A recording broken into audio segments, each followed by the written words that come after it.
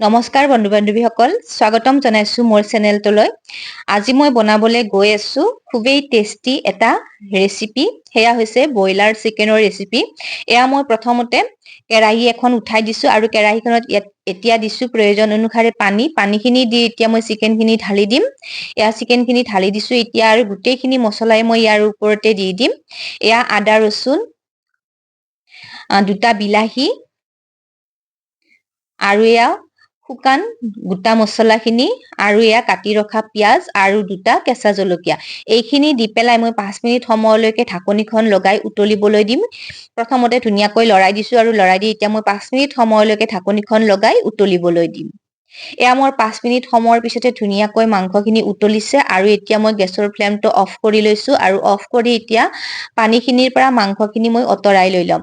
এয়া মই মছলাখিনি মছলাৰ ভাগত লৈ ল'ম আৰু মাংসখিনি এভাগ কৰি লৈ ল'ম। এয়া মই পানীখিনিৰ পৰা মছলাখিনি মই একেলগে উলিয়াই লৈছো। এয়া বিলাহী, পিঁয়াজ, ৰচুন, কেঁচা জলকীয়া গোটেইখিনি একেলগে মিক্সাৰ জাৰত দি পেলাই মই ধুনীয়াকৈ এটা পেষ্ট বনাই লৈ ল'ম। এতিয়া আহিছো গেছৰ ফালে। এয়া গেছত কেৰাহী এখন উঠাই দিছো আৰু কেৰাহীখন উঠাই দি ইয়াতে দিছো প্ৰয়োজন অনুসাৰে মিঠাতেলখিনি দি এয়া মই কেইটামান দিছো জিৰা আৰু এয়া এটা তেজপাত। এয়া তেজপাতটো দিয়াৰ পিছতে এতিয়া মই পেষ্ট বনাই লোৱা মছলাখিনি ঢালি দিছো। এয়া পেষ্ট বনাই লোৱা মছলাখিনি ঢালি দি আৰু এবাৰ ধুনীয়াকৈ লৰাই দিছো ইলুটি-শিলুটিকৈ। এয়া মই একেৰাহে মছলাখিনি লৰাই দিছো ইলুটি-শিলুটিকৈ আৰু এইখিনি সময়তে ইয়াতে দিছো গুড়ি মছলাখিনি। এয়া হালধি, জিৰা, ধনিয়া, কাশ্মীৰী ৰেড মিৰ্চ আৰু জলকীয়াৰ গুড়ি। এই আটাইখিনি দি পেলাই আৰু এবাৰ ধুনীয়াকৈ লৰাই দিছো ইলুটি-শিলুটিকৈ।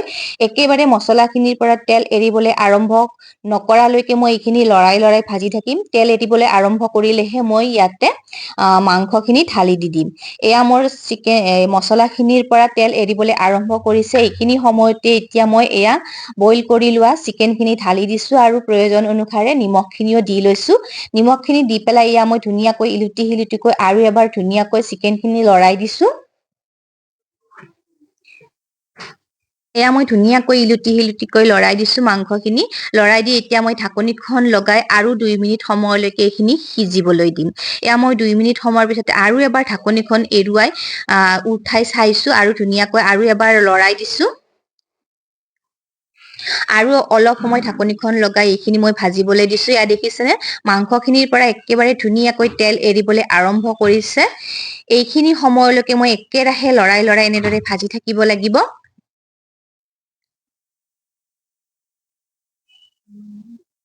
এনেদৰে ইলুটি-শিলুটিকৈ ধুনীয়াকৈ লৰাই লৈছো। একেবাৰে গ্ৰেভি টাইপ কৰি লৈছো আৰু এবাৰ ঢাকনিখন লগাই এইখিনি আৰু অলপমান সময় মই সিজাই লৈছো। আৰু এবাৰ ধুনীয়াকৈ ইলুটি-শিলুটিকৈ লৰাই দিছো। এইখিনি সময়তে মই ইয়াতে দি দিম প্ৰয়োজন অনুসাৰে পানীখিনি মই এই যে বইল কৰিবলৈ দিছিলো সেইখিনি পানীয়ে মই ইয়াতে ঢালি দিছো। এইখিনি পানী মই ব্যৱহাৰ কৰিম, এইখিনি মই পেলাই দিয়া নাই।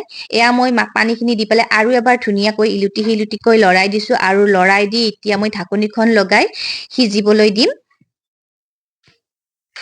একেবাৰে গ্ৰেভি টাইপ হোৱালৈকে এইখিনি মই ধুনীয়াকৈ সিজাই ল'ম। এয়া মোৰ ধুনীয়াকৈ তৰকাৰীখন উতল আহিছে আৰু এইখিনি সময়তে মই ইয়াত ঢাকনিখন এৰুৱাই আৰু এবাৰ ধুনীয়াকৈ তৰকাৰীখন লৰাই দিছো।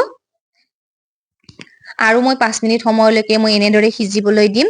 এয়া মোৰ ধুনীয়াকৈ তৰকাৰীখন গ্ৰেভি টাইপ হ'বলৈ আৰম্ভ কৰিছে, মানে থপথপীয়া হ'বলৈ আৰম্ভ কৰিছে। এইখিনি সময়তে মই এই তৰকাৰীখন নমাই থম। আপোনালোকে যদি ইয়াতকৈ শুকান খাম বুলি ভাবে তেতিয়াহ'লে ইয়াতকৈ শুকাইও ল'ব পাৰে। একেবাৰে শেষত মই এড কৰিছো এয়া গৰম মছলা এচামুচ। গৰম মছলাখিনি দি আৰু এবাৰ ধুনীয়াকৈ লৰাই দিছো। লৰাই দি আৰু এবাৰ ধুনীয়াকৈ এনেদৰে উতল এটা আহিবলৈ দিম। এটা উতল অহাৰ পিছতে মই তৰকাৰীখন সম্পূৰ্ণ খাবলৈ ৰেডি হৈ গৈছে।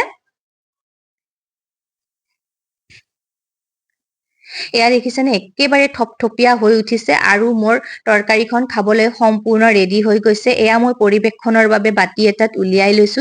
এনেদৰে চিকেনখন বনাই আপোনালোকে গৰম গৰম ভাত বা পুৰি বা লুচিৰ লগত এনেদৰে গৰমে গৰমে পৰিৱেশন কৰিবচোন। সঁচাকৈয়ে খাবলৈ বহুতেই টেষ্টি হয় আৰু বনাবলৈও ইজি হয়। আগতে যদি আপোনালোকে এনেদৰে বনাই খাই পোৱা নাই, এইবাৰ এনেদৰে বনাই খাই চাবচোন। সঁচাকৈয়ে খাবলৈ বহুতেই টেষ্টি হয়। আশা কৰো মোৰ ভিডিঅ'টো চাই ভাল পালে। আজিলৈ আহিছো, নমস্কাৰ।